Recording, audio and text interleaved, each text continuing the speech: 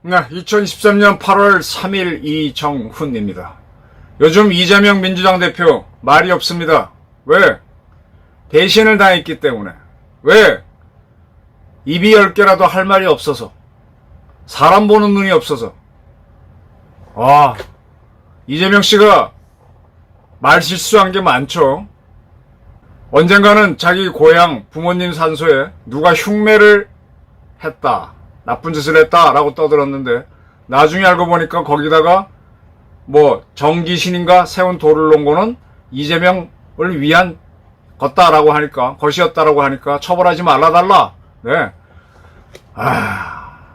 뭐라고 막 떠들었다가 잘못 되니까는 수습하느라고 이리저리 말을 바꾸는 모습을 보였습니다. 문재인 쌍방울 그룹 회장이었던 김성태 씨가 글을 발표했어요. 도하 언론에 보도가 됐습니다. 이런 내용이 있습니다. 제가 전문을 받았는데, 제가 재판을 받고 있는 대북 송금 사건은 경기도와 그 관련자들의 제안으로 시작됐습니다.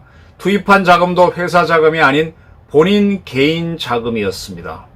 이에 대해서 이재명 씨가 그를 경범죄를 어긴 노상강도라 그랬죠. 상황이 이럴진데 일부 정치인은 저를 노상강도에 비유하고 또 다른 한편에서는 깡패라고 표현하며 시장 질서를 어지럽히는 파렴치한어로 몰았습니다. 품격 있고 덕망 있는 정치인들이 사용한 단어라는 게 무색할 정도의 저급한 말들로 저를 지칭하는 행태에 구치소 독방에서 홀로 쓴 눈물을 삼켰습니다.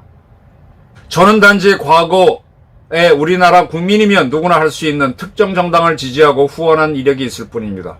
그 이유로 저와 회사는 지속적으로 공격당했으며 지금 검찰 수사와 재판 과정에서 진실을 말한다는 이유로 제가 후원했던 정당으로부터도 비난을 받고 있습니다. 네, 이런 글을 썼습니다. 김성태 씨가 이재명을 위해서 북한으로 송금을 했고 어쩌고저쩌고 그런 얘기를 쭉 밝힌 거죠.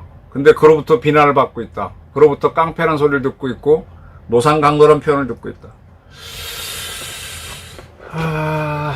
이재명은 말이 없네요. 진실을 말했다는 이유로 이재명은 날 이재명이란 단어만 쓸지 다 썼습니다. 왜 이재명 씨는 이럴 때 말이 없을까요?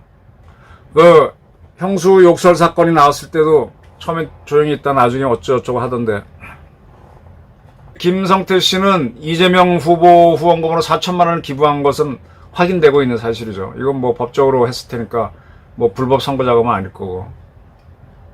근데 이렇게 지원을 했던 사람이 왜 이재명과 갈라섰을까? 이거는 다른 문제가 생긴 거죠. 두 사람 관계가 파탄이 난 겁니다.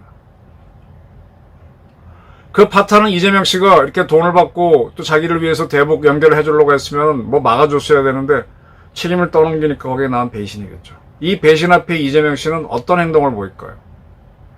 아까 자기 고향 부모님 산소에 흉매가 있다라고 떠들 때는 언제고, 그게 그 흉매라는 게 사실은 좋은 뜻으로 한 거다, 누가 했다라고 밝혀지니까 선처해달라라고 하는 그런 말을 했는데, 그때는 그렇게 해놓고 나서 이제 와서는 이런 또 말을 못 바꾸는 건가? 지금 이재명 대표가 임명했던 혁신위원장 김은경 씨가 거듭된 이제 덫에 걸려버렸죠. 노인들을 폄하했다가 공격을 받고, 내가 교수라서 잘 몰라서 그랬다가, 야, 교수가 다 너랑 똑같은 줄 알아? 왜 난 교수인데 나를 욕먹여 하고 또 비판 먹고, 이리저리 이제 이리 가도 못하고 저리 가도 못하게 됐습니다. 그러한 김은경 씨가 대단한, 김은경 씨가 또 윤석열 치어 어쩌고 그랬는데, 그때 왜 돈 받아 먹고 있었어? 이 꼼짝 못하게 된 거죠. 이게 모순이 극대화된 건데, 이게 이제 개딸들의 심리다, 특징이다, 제가 이렇게 얘기 드렸습니다. 그럼 김은경이가 이렇게 코너에 몰리면 나타나야 되잖아. 누구? 이재명. 그게 아니고 라고 나와야 되는데 왜 가만히 있냐 이거예요. 아마 이게 처음 있는 사건이면 할 겁니다. 근데 그동안 형수 욕설 사건, 아들 사건, 부인 사건, 법카비리, 대장동, 본인도 이제 힘들죠. 검찰을 욕하는 것도 어디까지 욕할 거예요. 김은경 씨가 사과하게 되면은 이게 모든 부담이 이재명한테 가죠. 근데 김영혁 씨가 사과를 안 하게 되면 당이 무너지고. 이건 결국은 뭐냐? 인간이 살면서 어차피 모순은 만들어요. 저도 이렇게 방송으로 떠들지만 제 말에 모순이 언젠가 생깁니다. 그럼 왔을 때 어떡하느냐? 감당해야지, 받아들여야지. 그걸 거부하고 처음엔 제주껏 빠져나가겠지, 제주에 있는 사람들은. 그러나 결론적으로 모순이 옵니다. 누구도 죽음으로부터 벗어나지 못하고 누구로부터 업을 지은 거로부터는 자유롭지 못해요. 그거 받아들여야 되는데 그걸 안 받아들이면 어떻게 돼요? 이미 저지른 게 있는데 받아들여야죠. 또 그걸 받아들일 때 사람이 또 극복이 되는 건데 그걸 피해?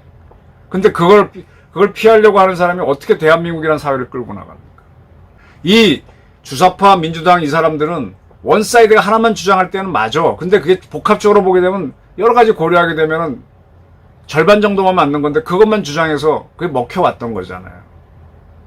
아니 우리가 원자력이라고 하는 위험한 거를 다루기 때문에 수출도 하고 돈도 벌고 전기도 싸게 싸는 건데 그걸 위험하다는 것만 받고 세우라 그러면 돈도 못 벌고 에너지도 부족하고 힘들어지는 거잖아.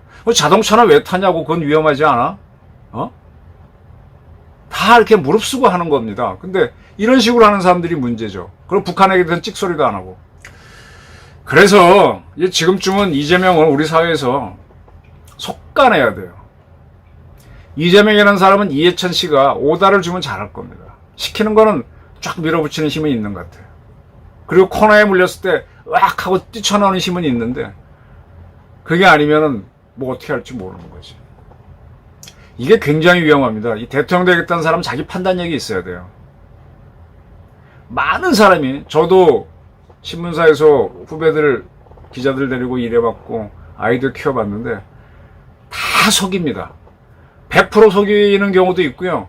99%는 참말이고 딱 1% 속이는데 그거를 속을 땐 속아주더라도 알고는 속고 어느 순간에 브레이크 딱 잡아야만 조직이 돌아가거든.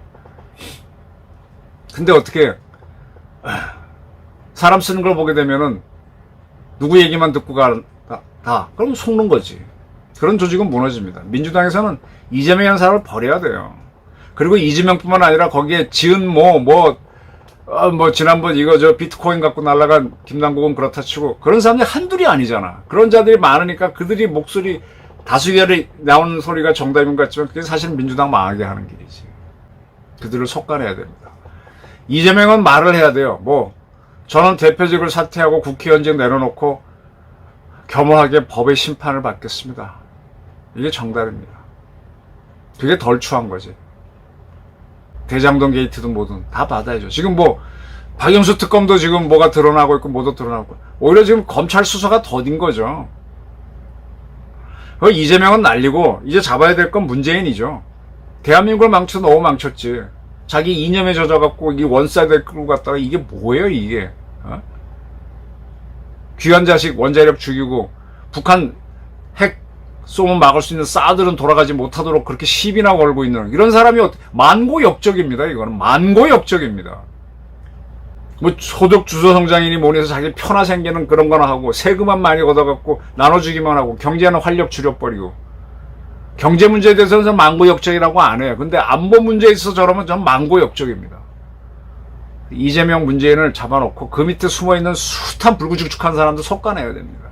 그래야 우리 민주당 계열도 정상화됩니다. 저는 이재명 왜 말을 못하는지 언론도 당당하게 좀 따지고 몰아쳐야 됩니다. 아닌 자들은 무자비하게 쳐내는 게 맞습니다. 너무 관대했어요. 엉터리들. 문재인 하나로 충분한데 이재명까지 둘 다 책임을 물어야 됩니다. 저희 의견이었습니다. 감사합니다.